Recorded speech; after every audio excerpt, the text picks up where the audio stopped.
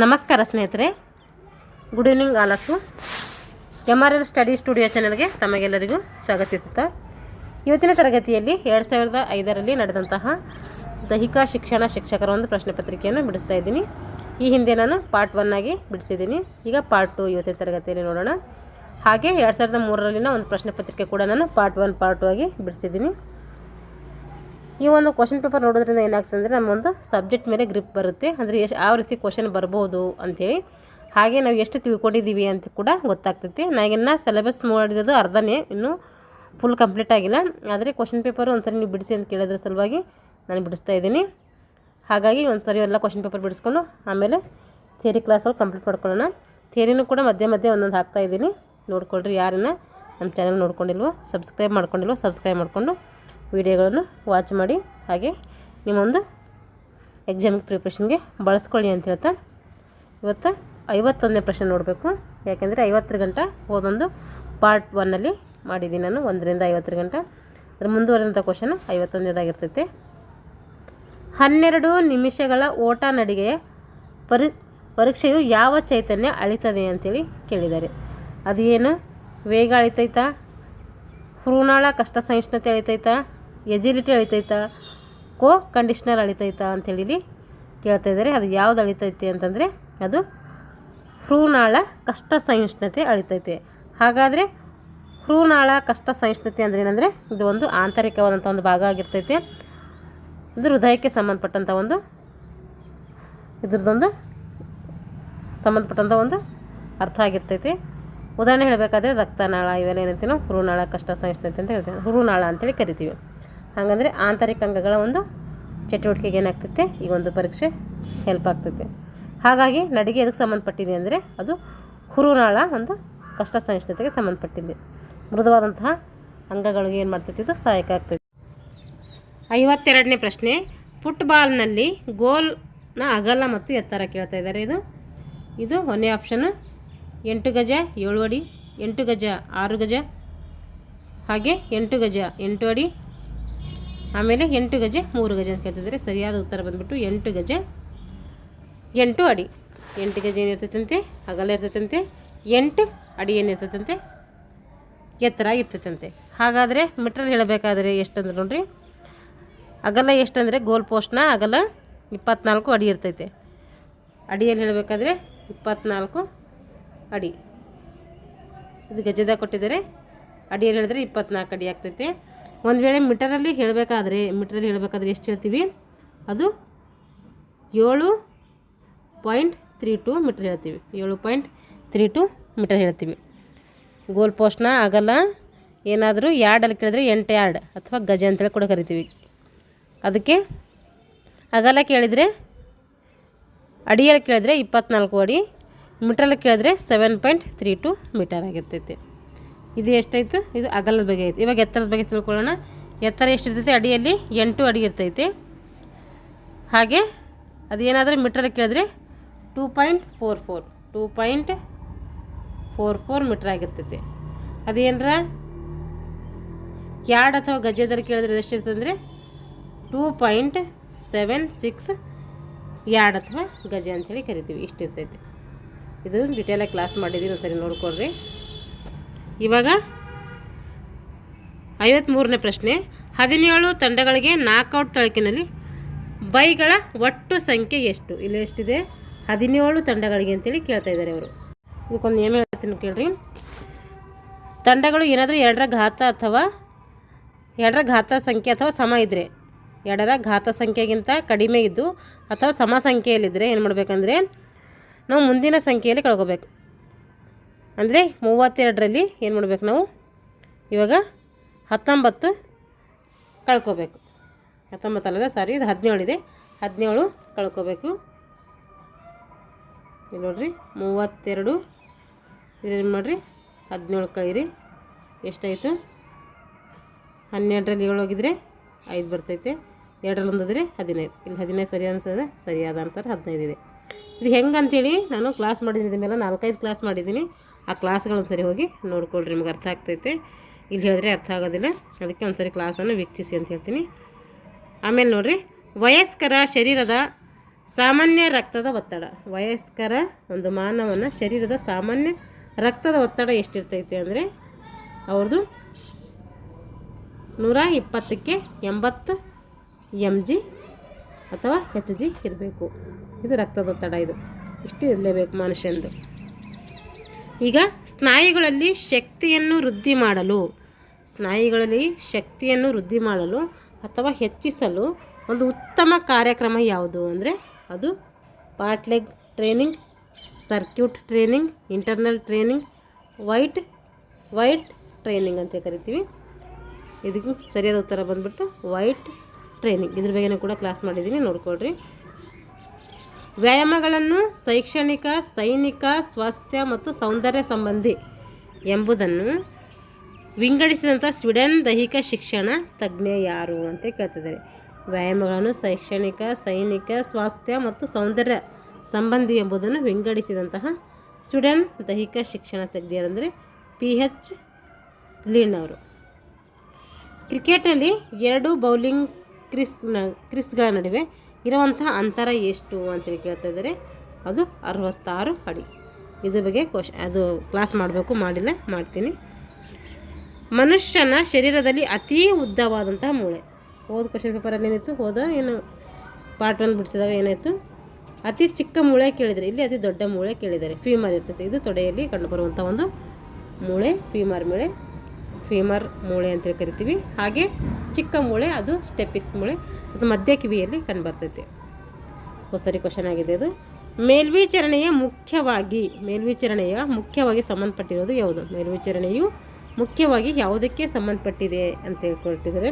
ತಪ್ಪು ಕಂಡುಹಿಡಿಯೋದಕ್ಕಾಗಿಯ, ವಿದ್ಯಾರ್ಥಿಗಳ ಮಾರ್ಗದರ್ಶನ ನೀಡುವುದಾ, ಶಿಕ್ಷಕರಿಗೆ ಮಾರ್ಗದರ್ಶನ ಮಾಡುವುದಾ, ಕಲಿಕಾ ಬೋಧನೆ ಸಂದರ್ಭಗಳಲ್ಲಿ ಉತ್ತಮೀಕರಣ ಅಂದರೆ ಕಲಿಕಾ ಬೋಧನೆ ನೋಡಬೇಕು, ನಾವು ಉತ್ತಮ ರೀತಿಯಲ್ಲಿ ಮಾಡ್ಕೋಬೇಕು ಅಂತೇಳಿ ಏನು ಮಾಡ್ತಾರೆ,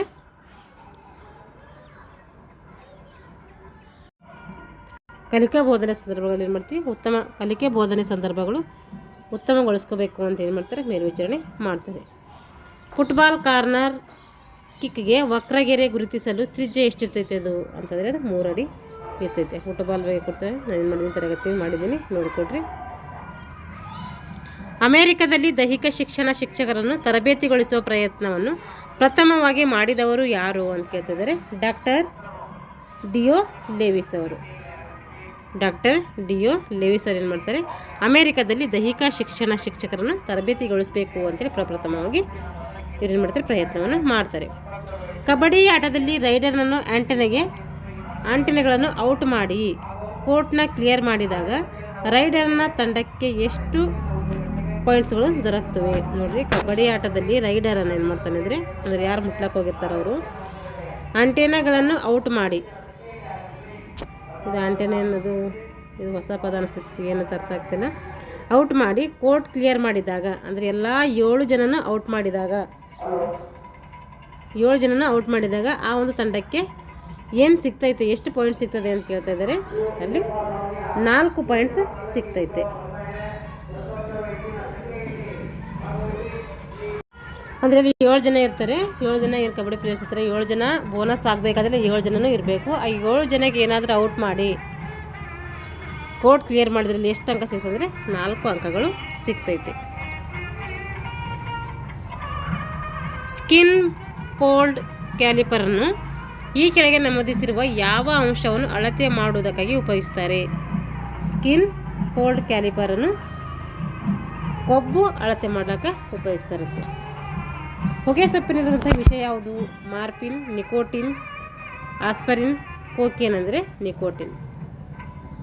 ಹೊಗೆ ಸೊಪ್ಪಿನಲ್ಲಿ ನಿಕೋಟಿನ್ ಎಂಬ ಒಂದು ಪದಾರ್ಥ ಇರ್ತೈತೆ, ವಿಷ ವಸ್ತು ಇರ್ತೈತೆ. ಅದು ಹಾಕಿಯಲ್ಲಿ ಪೆನಾಲ್ಟಿ ಸ್ಟ್ರೋಕ್ ತೆಗೆದುಕೊಳ್ಳುವ ಸಂದರ್ಭದಲ್ಲಿ ಸ್ಟ್ರಿಕ್ ತೆಗೆದುಕೊಳ್ಳುವ ಆಟಗಾರ ಮತ್ತು ಗೋಲ್ ಕೀಪರ್ನನ್ನು ಹೊರತುಪಡಿಸಿ ಇನ್ನುಳಿದ ಆಟಗಾರರು ಎಲ್ಲಿರಬೇಕು ಅಂದರೆ ಅವರು 25 ಗಜ ಹೊರಗಡೆ ಇರಬೇಕು. ಇದ್ರ ಬಗ್ಗೆ ಕೂಡ ಕ್ಲಾಸ್ ಮಾಡಿದ್ದೀನಿ, ನೋಡ್ಕೊಳ್ರಿ.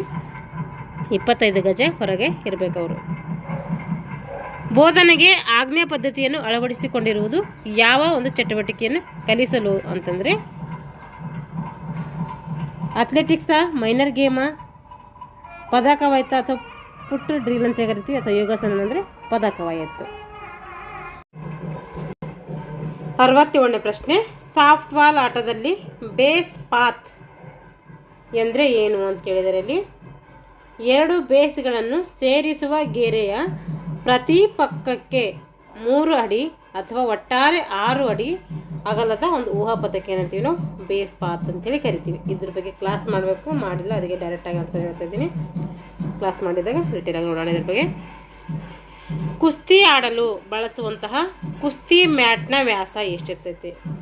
ಏನು ಮ್ಯಾಟ್ ಹಾಕಿರ್ತೀವಲ್ಲ ನಾವು ಕುಸ್ತಿ ಆಡಲಿಕ್ಕೆ, ಈ ಥರ ಮ್ಯಾಟ್ ಏನು ಹಾಕಿರ್ತೀವಲ್ಲ ಅದ್ರ ವ್ಯಾಸ ಎಷ್ಟಿರ್ತದೆ ಅಂತೇಳಿ ಕೇಳ್ತಾ ಇದ್ದಾರೆ. ಅದ್ರ ವ್ಯಾಸ ಬಂದ್ಬಿಟ್ಟು 9 ಮೀಟರ್ ಇರ್ತೈತೆ. ಕೊಳಚೆ ನೀರನ್ನು ಹೊರಹಾಕಲು ಸಾಮಾನ್ಯ ಮತ್ತು ತೃಪ್ತಿಕರ ವಿಧಾನವೆಂದರೆ ಯಾವುದು? ಏನು ಮಾಡ್ತೀವಿ, ಕೊಳಚೆ ನೀರನ್ನು ಹೊರ ಹಾಕಬೇಕಾದ್ರೆ ಸಾಮಾನ್ಯ ಅಥವಾ ತೃಪ್ತಿಕರ ವಿಧಾನ ಯಾವ್ದು ಬಳಸ್ತೀವಿ ನಾವು ಹೇಳಿದರೆ, activated sludge system, disposal system, burial system, carrying system. ಅಂದರೆ ಇಲ್ಲಿ ಆಕ್ಟಿವೇಟೆಡ್ ಸ್ಲಡ್ಜ್ ಸಿಸ್ಟಮನ್ನು ನಾವೇನು ಮಾಡ್ತೀವಿ, ಕೊಳಚೆ ನೀರನ್ನು ಹೊರ ಹಾಕಲಿಕ್ಕೆ ಒಂದು ಬಳಸುವಂಥ ವಿಧಾನ ಆಗಿರ್ತೈತೆ. ಇದು ಮನೆಯ ನೊಣ, ಏನು ಮನೆಯ ನೊಣ ಇರ್ತಾವಲ್ಲ, ಆ ಮನೆಯ ನೊಣದ ಸರಾಸರಿ ಆಯುಷ್ಯ ಎಷ್ಟಿರ್ತದೆ? ಅತಿ ಹೆಚ್ಚಂದರೆ 4 ತಿಂಗಳು, ಅತಿ ಹೆಚ್ಚಂದರೆ 3 ತಿಂಗಳು, ಅತಿ ಹೆಚ್ಚಂದರೆ 2 ತಿಂಗಳು, ಅತಿ ಹೆಚ್ಚಂದರೆ 5 ತಿಂಗಳು. ಇದು ಸರಿಯಾದ ಉತ್ತರ ಬಂದುಬಿಟ್ಟು ಅತಿ ಹೆಚ್ಚಂದರೆ ಅದು 2 ತಿಂಗಳು ಬದುಕ್ತದೆ. ಅದರ ಮೇಲೆ ಬದುಕಲ್ಲ ಅಂತ ಅರ್ಥ. 2 ತಿಂಗಳೊಳಗೆ ಯಾವಾಗಾದ್ರೂ ಬೇಕಾದರೂ ಸಾಯ್ಬೋದು, ಆದರೆ ಹೆಚ್ಚಂದರೆ 2 ತಿಂಗಳ ಗಂಟೆ ಬದುಕ್ಬೋದು. ಮುಂದಿನ ವಿಶ್ವಕಪ್ ಕ್ರಿಕೆಟ್ ಪಂದ್ಯಾವಳಿ ಯಾವ ವರ್ಷ ನಡೆಯಲಿದೆ? ಇದು 2007 ಅಂತದೆ. ಇದು ಅವಾಗಿನ ಕರೆಂಟ್ ಅಫೇರ್ಸ್ 2005ರಲ್ಲಿ ನಡೆದಂತಹ ಪ್ರಶ್ನೆ ಪತ್ರಿಕೆ ಆಗೋದರಿಂದ ಅವಾಗಿನ ಕರೆಂಟ್ ಇವೆಂಟ್ಸ್ ಕೇಳಿದ್ದಾರೆ. ಇವಾಗಿನ ನಾವೆಲ್ಲ ಏನು ಮಾಡಬೇಕಂದ್ರೆ ಇವಾಗಿನ ಕರೆಂಟ್ ಇವೆಂಟ್ಸ್ ಓದ್ಕೊಳ್ಬೇಕು. ಇದಕ್ಕೆ ಬೆಂಗಳೂರಿನಲ್ಲಿ ಮೇ 2005ರಲ್ಲಿ ನಡೆದಂಥ ಅಂತಾರಾಷ್ಟ್ರೀಯ ಮ್ಯಾರಥಾನ್ ಓಟದ ವಿಜೇತ ಯಾರು? 2005ರಲ್ಲಿ ನಡೆದಿರೋದು. ಇದನ್ನು ಕೂಡ ಕರೆಂಟ್ ಇವೆಂಟ್ಸ್ಗೆ ಸಂಬಂಧಪಟ್ಟಂಥದ್ದು. ಇವಾಗಿರೋದನ್ನ ಅಪ್ಡೇಟ್ ಮಾಡ್ಕೋಬೇಕು ನಾವು. ಅಲ್ಲಿ ರಾಮಮೋಹನ್ ಏನು ಮಾಡ್ತಾರಂತೆ, ಮ್ಯಾರಥಾನ್ ಓಟದ ವಿಜೇತರಾಗಿರ್ತಾರಂತೆ ಅಂತಾರಾಷ್ಟ್ರೀಯ ಮಟ್ಟದಲ್ಲಿ.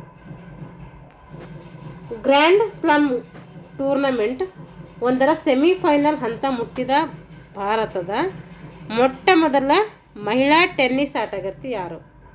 ಗ್ರ್ಯಾಂಡ್ ಸ್ಲಾಮ್ ಅಂತ ಬರ್ತೀವಿ, ಸ್ಲಾಮ್ಗಳು ಅಂತ ಬರ್ತವೆ. 4 ಸ್ಲಾಮ್ಗಳು ಬರ್ತವೆ. ಗ್ರ್ಯಾಂಡ್ ಸ್ಲಾಮ್ಗಳು, ವಿಂಬಲ್ಡನ್ನು, ಈ ರೀತಿ ಬರ್ತವೆ.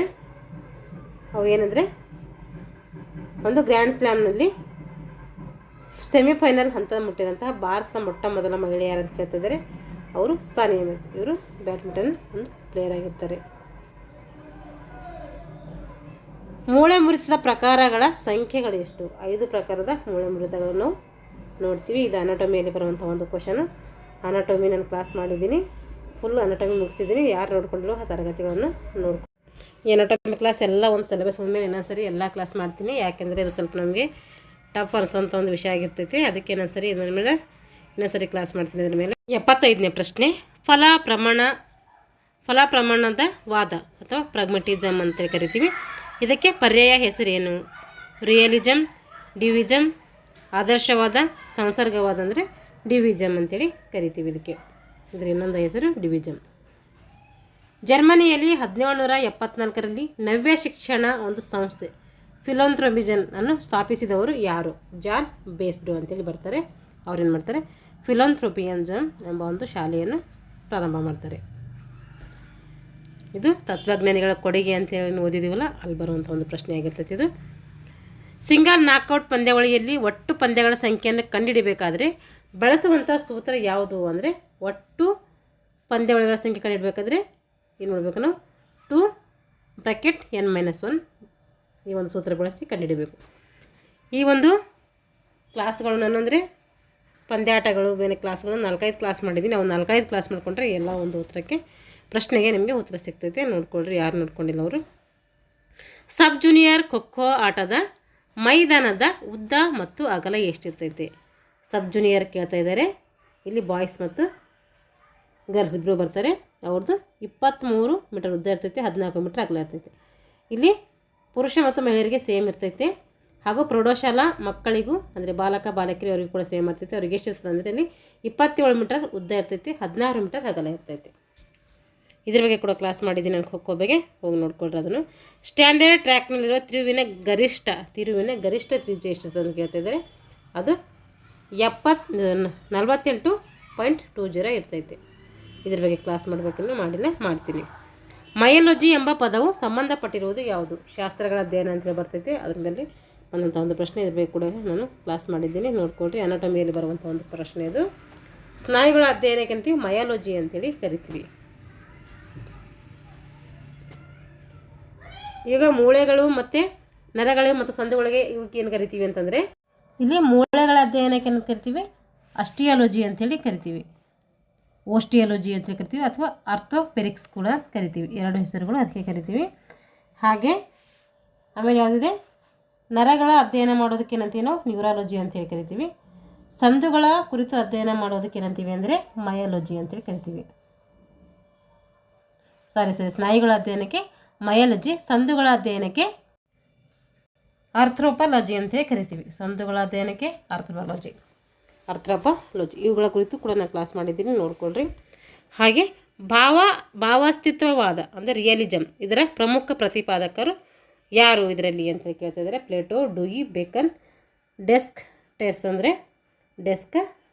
ಡೆಸ್ಕಾರ್ಟೆಸ್ ಅಂತೇಳಿ ಕರಿತೀವಿ. ಆಧುನಿಕ ಒಲಿಂಪಿಕ್ಸ್ನ ಜನಕ ಅಂತ ಯಾರು ಕರಿತೀವಿ? PR D ಕ್ಯೂಬರ್ಟಿನರನ್ನು ಕರಿತೀವಿ.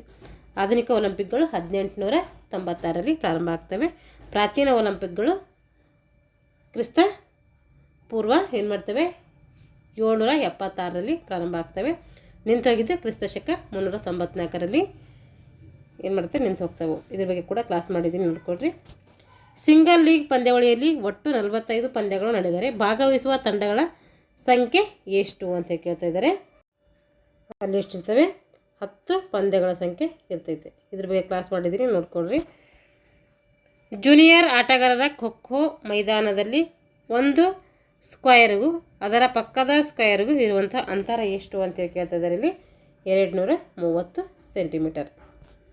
400 ಮೀಟರ್ ಹಡರ್ಸ್ ಸ್ಪರ್ಧೆಯಲ್ಲಿ 10ನೇ ಹಡರ್ಸ್ ಹಾಗೂ ಮುಕ್ತಾಯದ ಗೆರೆಯ ನಡುವಿನ ಅಂತರ ಎಷ್ಟಿರ್ತದೆ ಅಂದರೆ ಅದು 40 ಮೀಟರ್ ಇರ್ತೈತೆ. ಇದ್ರ ಬಗ್ಗೆ ಕ್ಲಾಸ್ ಮಾಡ್ತೀನಿ.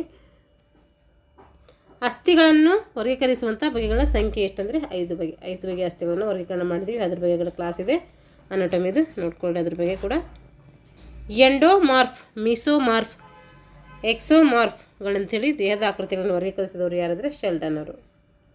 ಏನು ಮಾಡ್ತಾರೆ? ದೇಹದ ವರ್ಗೀಕರಣ 3 ಪ್ರಕಾರಗಳಾಗಿ ವರ್ಗೀಕರಣ ಮಾಡ್ತಾರೆ. ಇದ್ರ ಬಗ್ಗೆ ಕೂಡ ಕ್ಲಾಸ್ ಮಾಡಿದ್ದೀನಿ ನಾನು, ಯಾರು ನೋಡಿಲ್ವೋ ಅದು ನೋಡ್ಕೊಳ್ರಿ. ಪುರಾತನ ಒಲಿಂಪಿಕ್ ಆಟಗಳನ್ನು ಸ್ಥಗಿತಗೊಳಿಸಿದಂಥ ರೋಮನ್ ದೊರೆ ಯಾರಂದರೆ ಥಿಯೋಡೋಸಿಯಸ್. ಇವ್ರು ಏನು ಮಾಡ್ತಾರೆ? 394ರಲ್ಲಿ, ಕ್ರಿಸ್ತಪೂರ್ವ 394ರಲ್ಲಿ ಏನು ಮಾಡ್ತಾರೆ? ರದ್ದು ಮಾಡ್ತಾರೆ.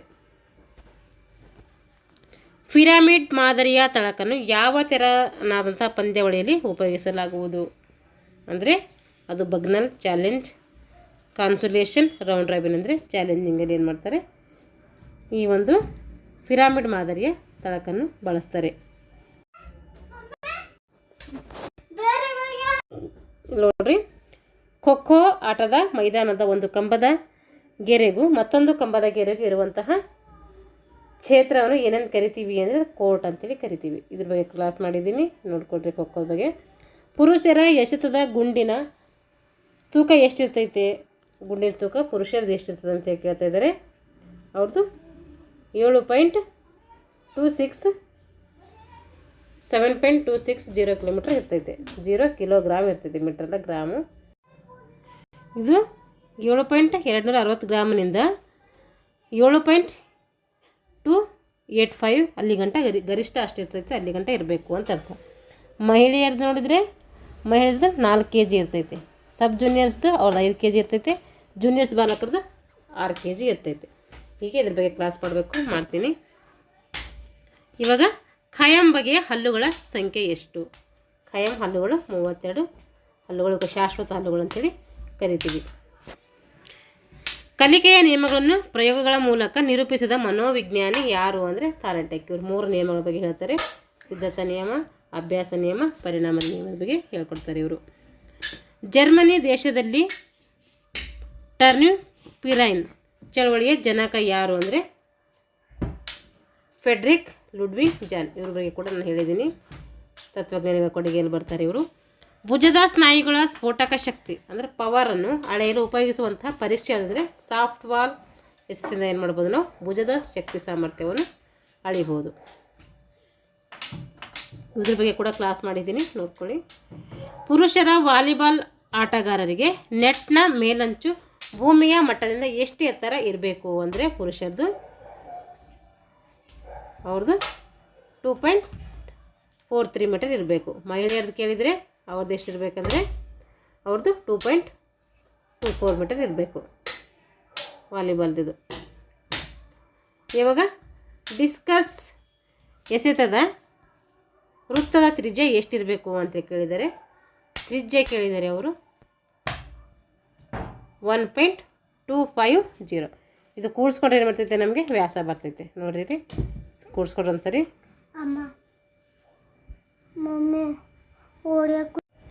ಇವೆರಡು ಕೂಡಿಸ್ಕೊಂಡ್ರೆ ಎಷ್ಟು ಬರ್ತೈತೆ ನಮಗೆ 2.5 ಮೀಟರ್ ಬರ್ತೈತೆ.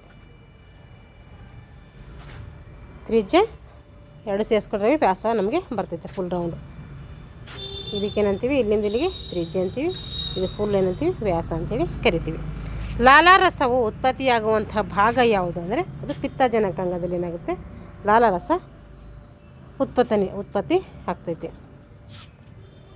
ಆಟದ ಸಿದ್ಧಾಂತಗಳಲ್ಲಿ ಒಂದಾದಂತಹ ಅಧಿಕ ಶಕ್ತಿ ಸಿದ್ಧಾಂತವನ್ನು ಮುಂದಿಟ್ಟವರಲ್ಲಿ ಒಬ್ಬರಾದಂತಹ ಮನೋವಿಜ್ಞಾನಿ ಯಾರು ಅಂದರೆ ಶಿಲ್ಲರ್ ಅವರು.